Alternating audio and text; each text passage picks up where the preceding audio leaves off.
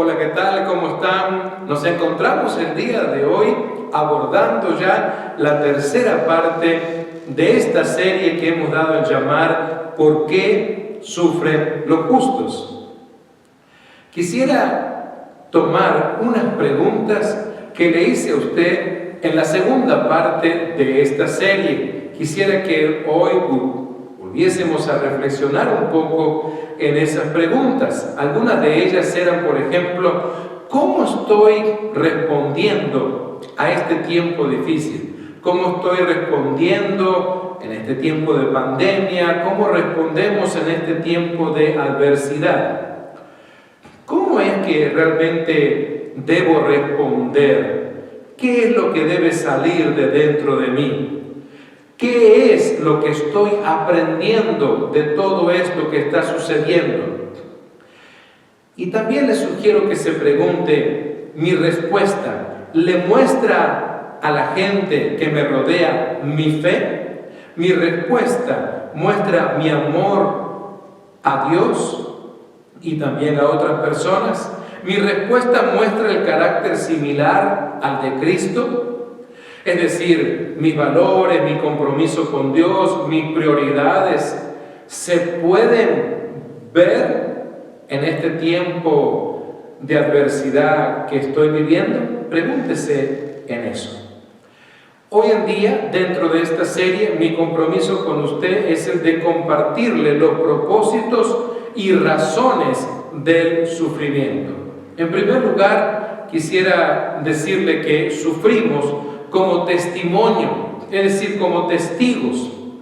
Le quiero sugerir, por favor, que usted lea varios pasajes bíblicos a manera de devocional para usted. Por ejemplo, 2 de Timoteo, capítulo 2, versos 8 al 10, 2 de Corintios, capítulo 4, versos 12 al 13, y quiero compartir con usted lo que escribe Pedro en su primera carta, en el capítulo 3, versos 13 al 17. Y él dice así, lo he tomado de la versión Palabra de Dios para Todos.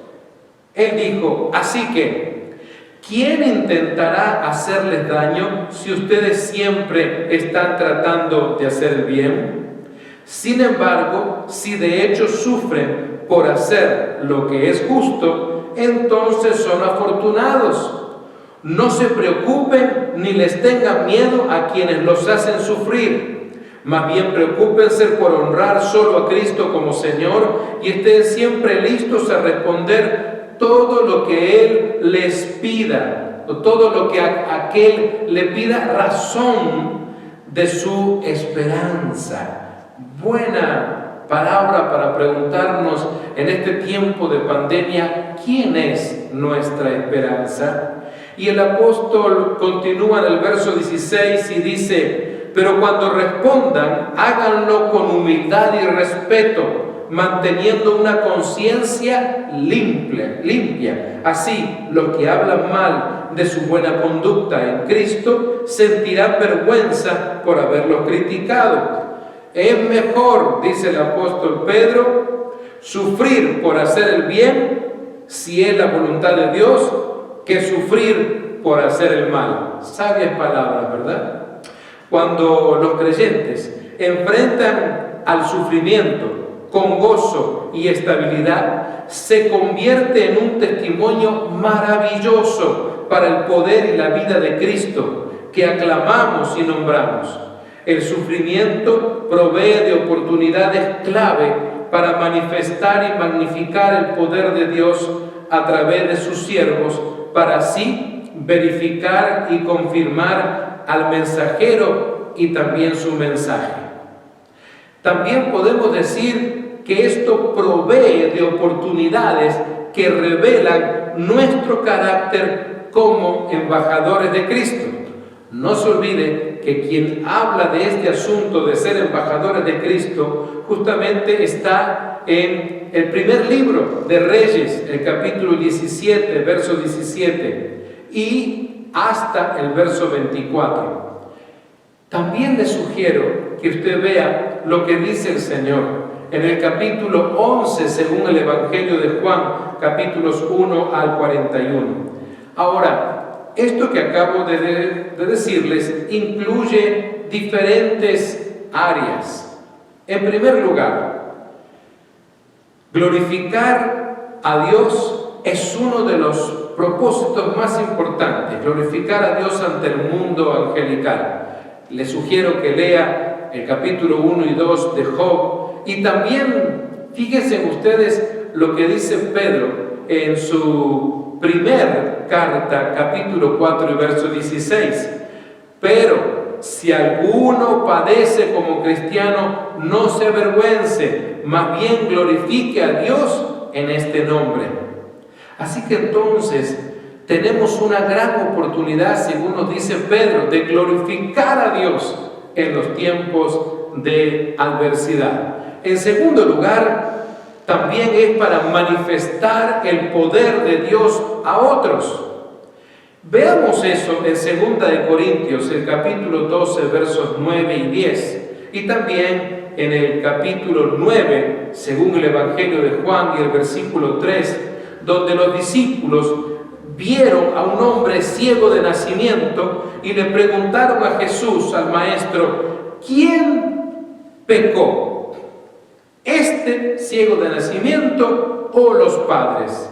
Y Jesús respondió a sus discípulos y les dijo, no es que éste pecó, ni tampoco sus padres.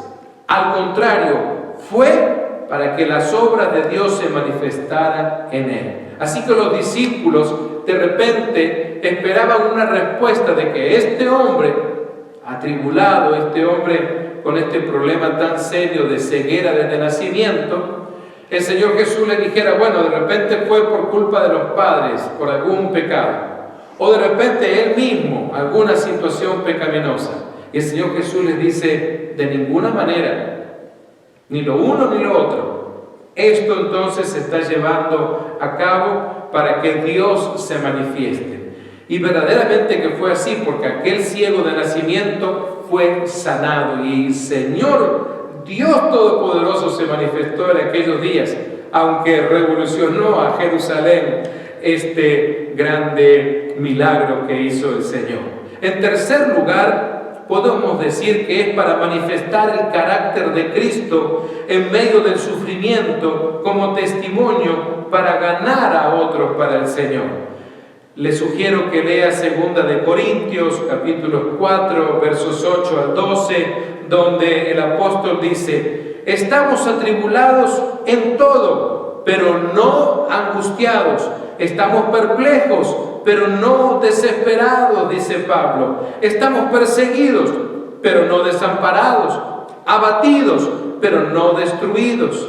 Y dice el apóstol en el verso 10, siempre llevamos en el cuerpo la muerte de Jesús por todas partes, para que también en nuestro cuerpo se manifieste la vida de Jesús. Y está hablando de quien entregó su vida, fue sacrificado en la cruz del Calvario por él.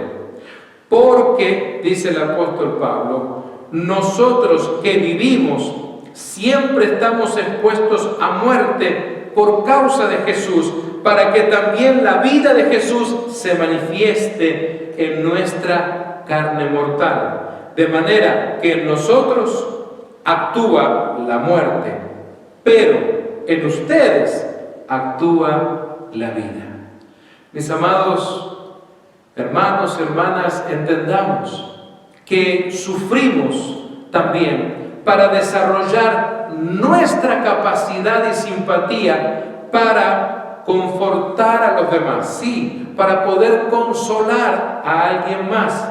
Quiero animarles a leer 2 de Corintios, el capítulo 1, versos 3 al 5. El apóstol Pablo dice, bendito sea el Dios y Padre de nuestro Señor Jesucristo, Padre de misericordia y Dios de toda consolación, quien nos consuela en todas nuestras tribulaciones.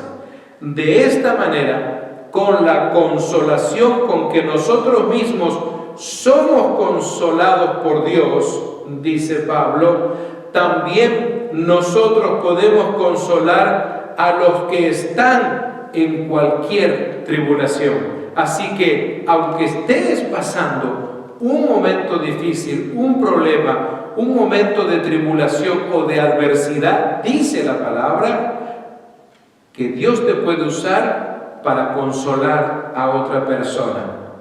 Porque de la manera que abundan a favor nuestro las aflicciones de Cristo, así abunda también nuestra consolación por el mismo Cristo. Queridos, quiero decirles que sufrimos también para bajar nuestro orgullo, para bajarnos del caballo del orgullo, donde a veces estamos montados. El apóstol Pablo habla de esto en su segunda carta a los Corintios, el capítulo 12 y verso 7, donde él nos relata ese asunto en relación a ese aguijón que tiene en su vida. El apóstol Pablo vio su aguijón en la carne como un instrumento permitido por Dios para ayudarlo a mantener un espíritu de humildad, un espíritu de dependencia en el Señor, por las revelaciones especiales que había visto como alguien que había alcanzado ya el tercer cielo. Y déjeme decirle también que nosotros, los creyentes, sufrimos porque es una herramienta de enseñanza de parte de Dios. Tal vez usted dice, ¿de verdad puede ser que Dios utilice mi sufrimiento, mi dolor como una herramienta? Déjeme decirle que sí. Dios amorosamente y fielmente usa ese sufrimiento para desarrollar justicia personal, para desarrollar madurez y también nuestro caminar con Él. Por favor, cuando tenga oportunidad, tome nota, lea Hebreos capítulo 12, verso 5, Primera de Pedro capítulo 1, verso 6 y Santiago capítulo 1, versículos 2 al 4. Ahora, en este sentido, podemos decir que el sufrimiento es diseñado como disciplina por el pecado, como herramienta para podarnos, como una herramienta para el crecimiento y como una manera de aprender lo que la obediencia realmente significa.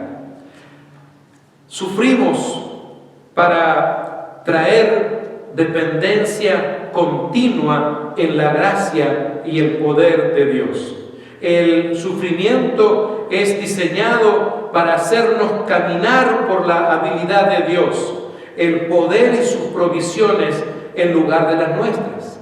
Esto lo encontramos allí en 2 de Corintios, el capítulo 11, versos 24 al 32. También en el capítulo 12 de la misma epístola, del verso 7 al 10, Pablo escribe desde la cárcel en Efesios capítulo 6 y verso 10. También Moisés escribe en Éxodo 17, 8. Y todo esto nos hace dejar entonces muchas veces de depender en nuestros recursos humanos y depender en los recursos de Dios. Déjeme decirle también que sufrimos para manifestar la vida y el carácter de Cristo, es decir, del Espíritu Santo obrando en nuestra vida.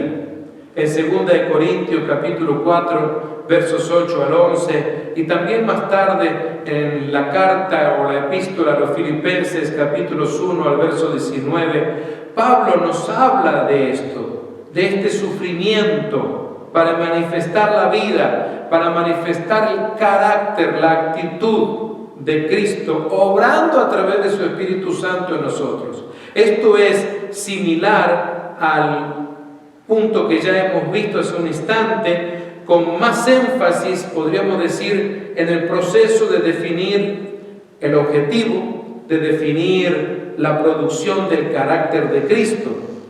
Y sabe que esto tiene dos aspectos.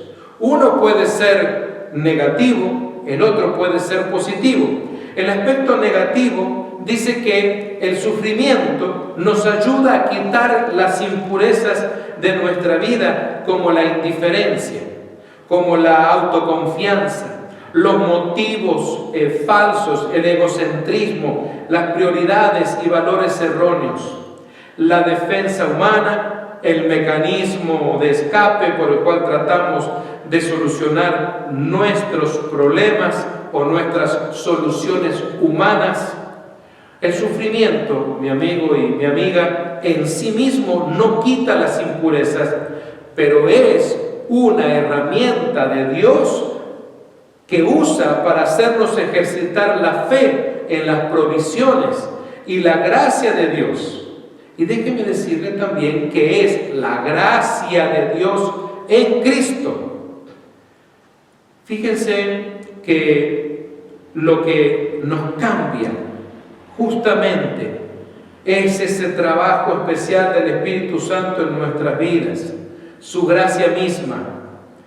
Este aspecto, que algunos lo ven como negativo, se logra de dos maneras. En primer lugar, cuando no estamos en comunión con el Señor, por eso lo llamamos negativo. Entonces el sufrimiento se convierte en disciplina de nuestro Padre Celestial, así lo declara el autor de Hebreos en el capítulo 5, versos 5 al 11, también Pablo en su primera carta a los Corintios, capítulo 11, versos 28 al 32, y sabe que esto incluye lo que llamamos conciencia de pecado, lo que llamamos también esa rebelión o indiferencia a Dios. Cuando estamos en comunión con Dios, el sufrimiento es el trabajo amoroso y hábil de Dios, así es como lo vemos. Repito, cuando estamos en comunión, en relación con Dios, para hacernos más productivos. Esto incluye nuestra conciencia de pecado, las áreas de las que podemos no estar conscientes, pero que intervienen en nuestro crecimiento y en nuestro fruto. En este caso, el sufrimiento muchas veces es una advertencia. Lea el capítulo 15 de Juan, del verso 1 al 7. Pero también tenemos que ver la parte positiva de la adversidad.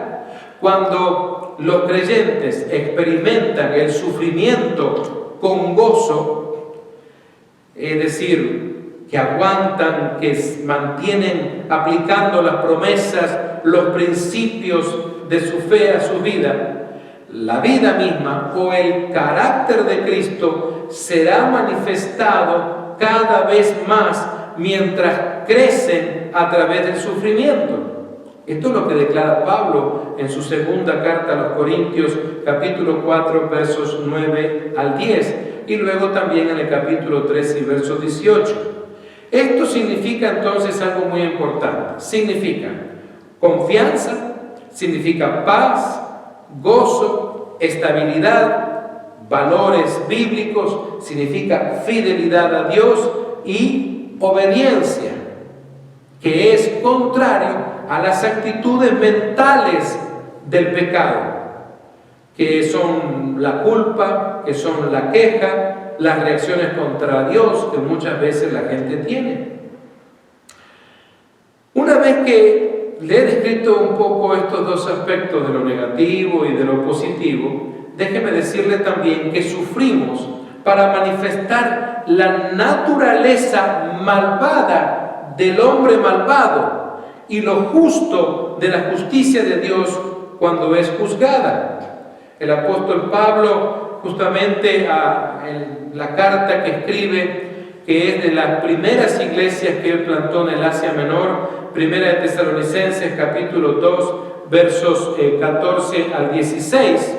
Fíjense ustedes que dice, podremos entender aquí que el sufrimiento causado por la gente, ya sea persecución, trato violento o cualquier tipo de abuso, de insulto, eso se transforma en algo que es usado por Dios para que colmen ellos, decía Pablo, la medida de sus pecados.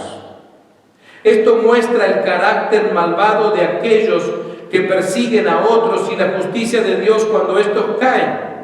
El que Pablo haya sido, por ejemplo, prisionero, encadenado diariamente por los soldados romanos en su propia casa, esto resultó en la extensión del Evangelio entre la élite de la Guardia Imperial de Roma, nada más ni nada menos. Imagínense, el apóstol continuó sin duda gozándose en el Señor, pero si hubiera estado quejándose, amargándose, su testimonio hubiera sido un 0 a la izquierda. Y quiero terminar esta palabra que estoy compartiendo con usted leyendo justamente Primera de Tesalonicenses, capítulo 2, versos 14 al 16. Pablo le dice: porque ustedes, hermanos, llegaron a ser imitadores de las iglesias de Dios en Cristo Jesús, que están en Judea, en toda esa provincia. Pues también ustedes, dice Pablo, han padecido las mismas cosas de sus propios compatriotas, como ellos también de los judíos.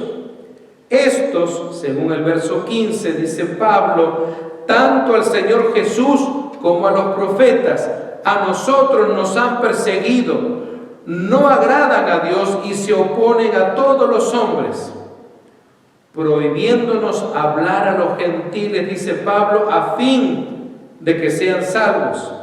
Así colman siempre la medida de sus pecados, pero la ira de Dios viene sobre ellos hasta el extremo. Así que entonces, mis amados, les insto, les animo a que sea cual sea el tiempo de adversidad, el tiempo de prueba que estás viviendo, busque la manera, primeramente, de encomendarte a Dios, y a pesar de la situación que vivas, ver la manera de consolar a alguien con tu testimonio, con la palabra de Dios, diciéndole a alguien que a pesar de lo que está viviendo, de que Dios le ama, de que Dios tiene un propósito especial para su vida, y que en este tiempo de adversidad es cuando tenemos que buscarle más. Que Dios les bendiga de manera muy especial. Hasta pronto.